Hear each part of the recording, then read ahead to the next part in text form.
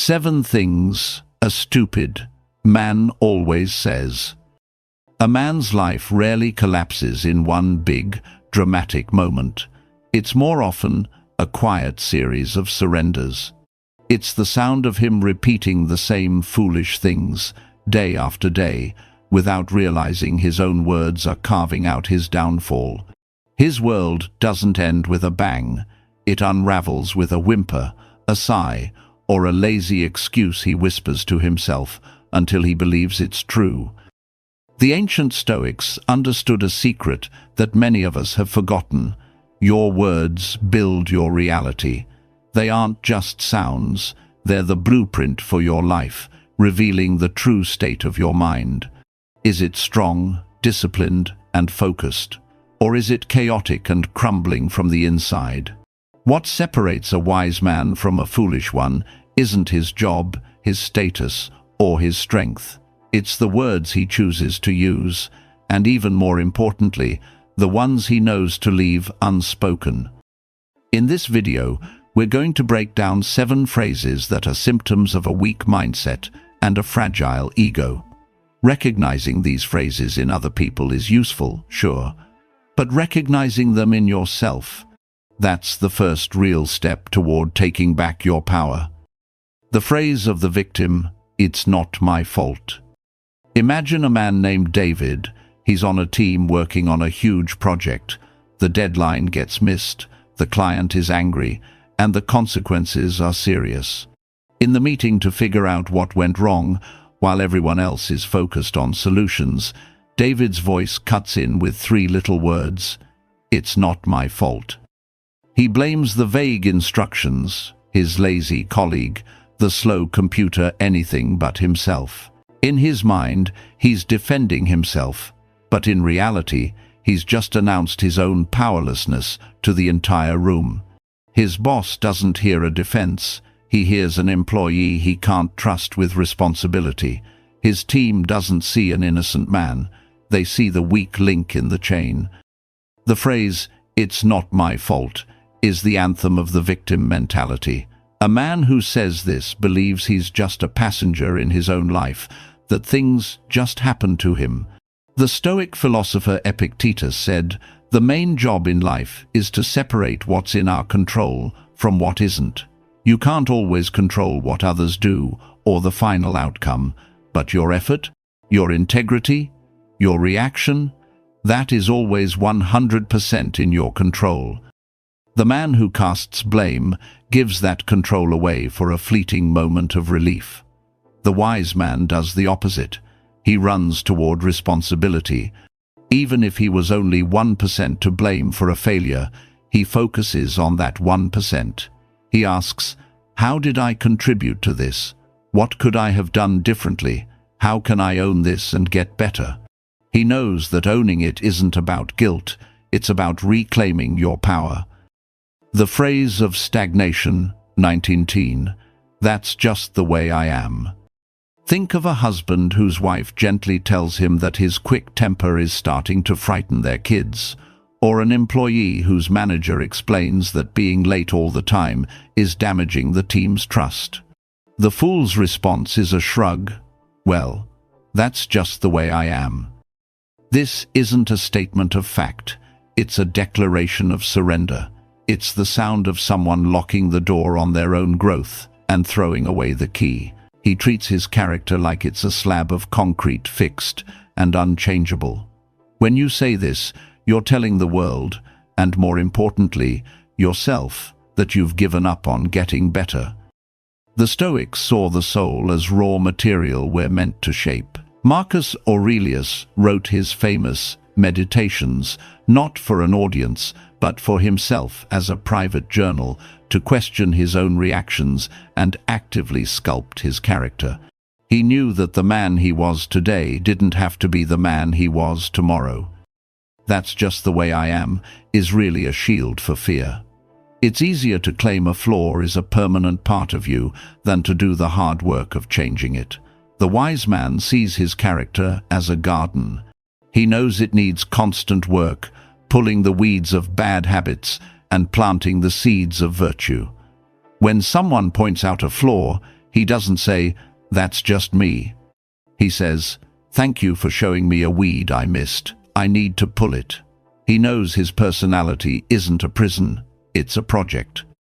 The phrase of entitlement, "I deserve better."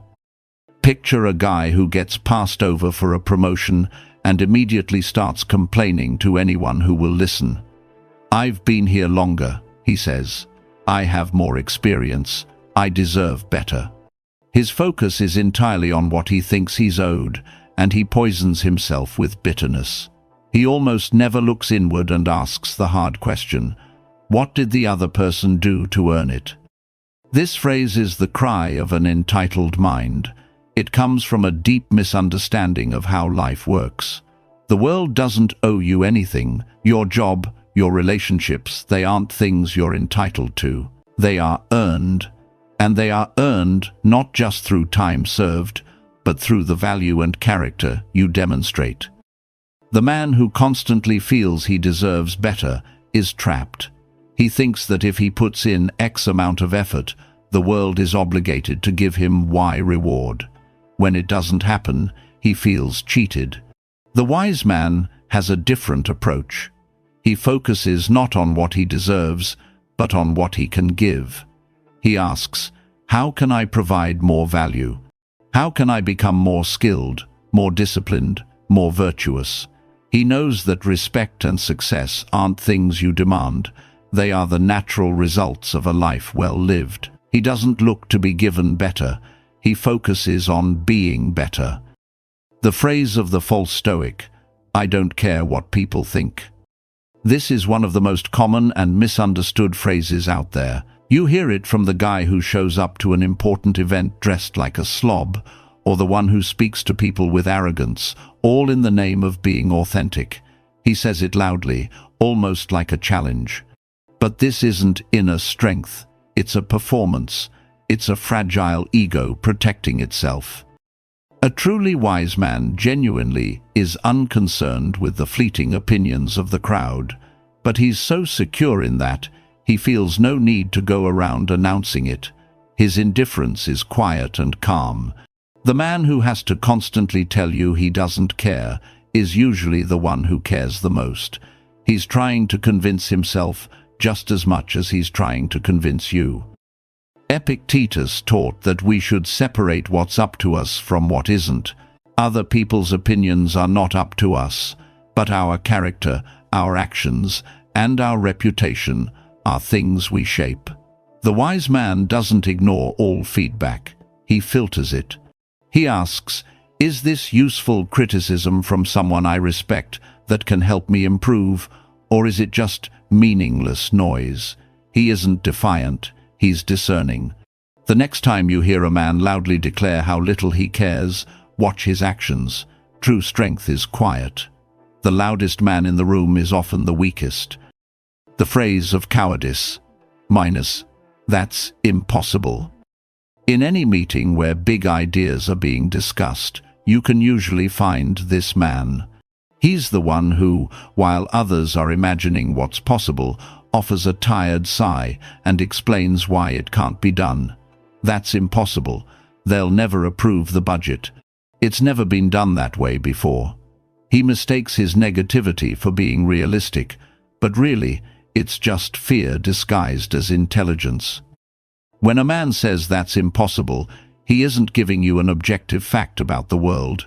He's making a confession about himself. He's confessing his own lack of imagination and his own fear of failure. It's much easier to declare a mountain unclimbable than to take the first step. The Stoics saw it differently. Seneca famously said, "It is not because things are difficult that we do not dare. It is because we do not dare that they are difficult." The barrier isn't out there. It's in your head. When a wise man faces a huge challenge, he doesn't see an impossibility. He sees an opportunity. He doesn't say, "That's impossible." He asks, "What would it take to make this possible?" He understands that every great achievement in history was once considered impossible by people who were afraid to try. He chooses to be the one who dares. The phrase of the closed mind, I already know that. Is there any phrase more toxic to growth than this one? Imagine a veteran craftsman being shown a new technique by a young apprentice. Instead of listening, he just waves a dismissive hand and says, I already know that. He may have heard of it, but his ego just slammed the door on the chance to truly understand it from a new perspective. He chose the fleeting comfort of looking smart over the lifelong benefit of getting smarter. This is the motto of the fool who thinks he's an expert. The moment you believe you have nothing left to learn is the moment you guarantee you'll stay ignorant. As Epictetus warned, it is impossible for a man to learn what he thinks he already knows. Wisdom isn't a destination, it's a path, and that path requires humility. The foolish man's ego is a fortress he has to defend. He's afraid that admitting he doesn't know something will make him look weak. The wise man's mind is more like a filter. He knows true strength lies in being a perpetual student. He listens more than he talks. When someone offers him insight, even on a topic he knows well, his response isn't, I know. It's, show me. Remember the old saying, a cup that is already full can't be filled. To learn, you first have to be willing to be empty. The phrase of defeat, why should I even try if nothing changes? This is the sound of the final surrender. It's the guy who quits the gym after 2 weeks because he doesn't see a six-pack.